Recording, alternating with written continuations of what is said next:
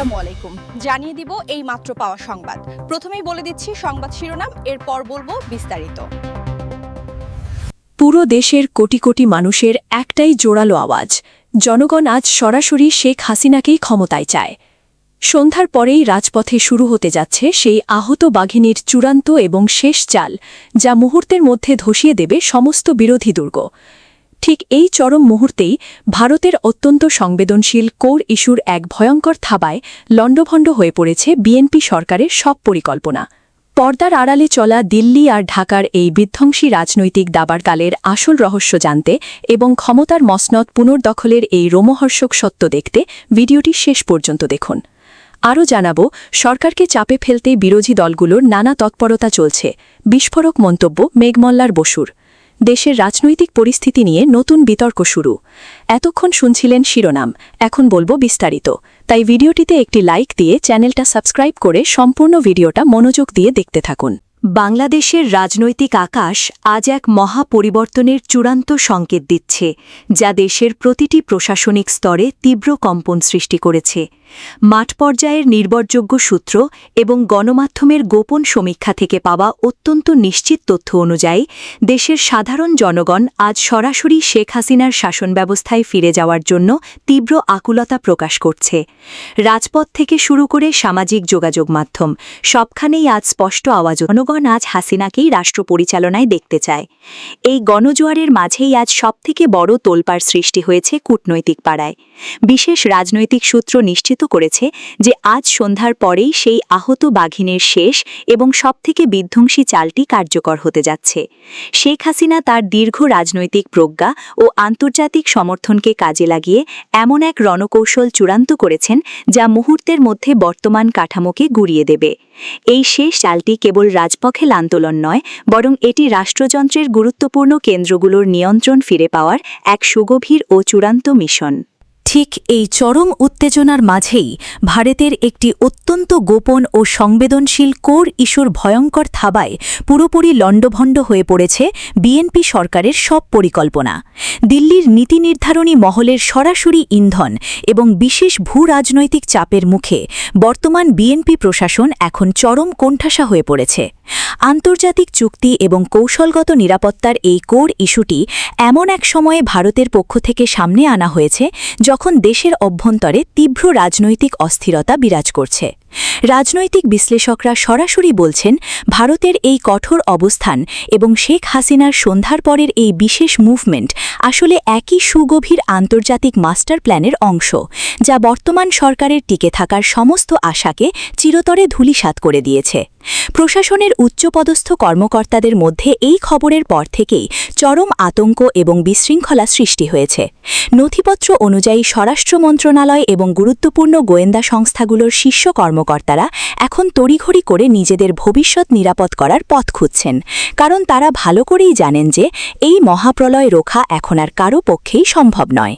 মাঠ পর্যায়ের গোয়েন্দা প্রতিবেদনগুলো বলছে, দিল্লির এই বিশেষ সিগন্যাল পাওয়ার পর থেকেই আওয়ামী লীগের তৃণমূল নেতাকর্মীদের মধ্যে এক নতুন ও অপ্রতিরোধ্য উদ্দীপনা কাজ করছে, যা পুরো দেশের আইনশৃঙ্খলা পরিস্থিতিকে সম্পূর্ণ নতুন এক মেরুকরণের দিকে নিয়ে যাচ্ছে। আজকের এই বিশেষ প্রতিবেদনে আমরা সেই সব অপ্রকাশিত তথ্য এবং দলিলাদি উন্মোচন করছি, যা প্রমাণ করে যে কিভাবে পর্দার আড়ালে থেকে শেখ হাসিনা তার এই মিশন সফল করতে যাচ্ছেন।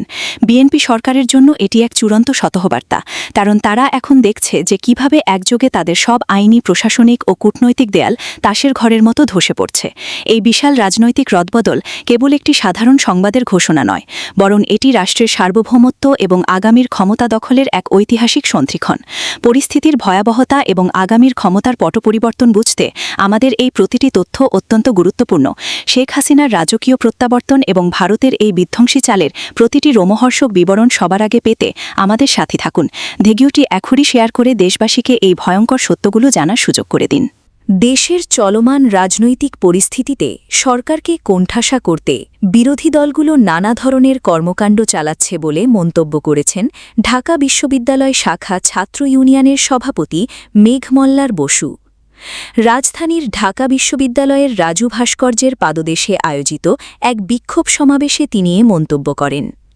সম্প্রতি দেশে হামের প্রাদুর্ভাব, শিশু মৃত্যুর ঘটনা এবং স্বাস্থ্য খাতে সংকট নিয়ে আয়োজিত এ কর্মসূচিতে ছাত্র ইউনিয়নের নেতাকর্মীরা অংশ নেন।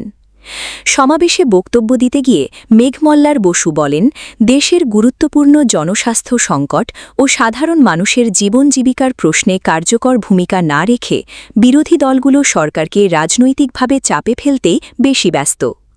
তিনি অভিযোগ করেন, বিরোধী দলগুলো নানা অপ্রয়োজনীয় ইস্যু সামনে এনে রাজনৈতিক ফায়দা লোটার চেষ্টা করছে, অথচ দেশের স্বাস্থ্য সংকট, টিকা কার্যক্রম কিংবা আন্তর্জাতিক চুক্তির মতো গুরুত্বপূর্ণ বিষয়ে তাদের স্পষ্ট কোনো অবস্থান দেখা যাচ্ছে না। মেঘমল্লার বসু আরও বলেন, দেশে হামের মতো একটি গুরুত্বপূর্ণ স্বাস্থ্য সংকট তৈরি হলেও জাতীয় রাজনীতিতে বিষয়টি যথাযথ গুরুত্ব পাচ্ছে না। তিনি দাবি করেন, শিশু মৃত্যুর ঘটনা এবং টিকা সংকটের জন্য সংশ্লিষ্ট কর্তৃপক্ষ ও সাবেক নীতিনির্ধারকদের জবাবদিহির আওতায় আনা প্রয়োজন। একই সঙ্গে তিনি স্বাস্থ্যসেবার বাণিজ্যিকীকরণের সমালোচনা করে বলেন, সাধারণ মানুষের চিকিৎসা সেবা নিশ্চিত করতে রাষ্ট্রকে আরও কার্যকর উদ্যোগ নিতে হবে। সমাবেশে ছাত্র ইউনিয়নের অন্যান্য নেতারাও বক্তব্য দেন। তারা বলেন, দেশের স্বাস্থ্য খাত, শিক্ষা ও অর্থনৈতিক পরিস্থিতি নিয়ে জনগণের উদ্বেগ বাড়ছে।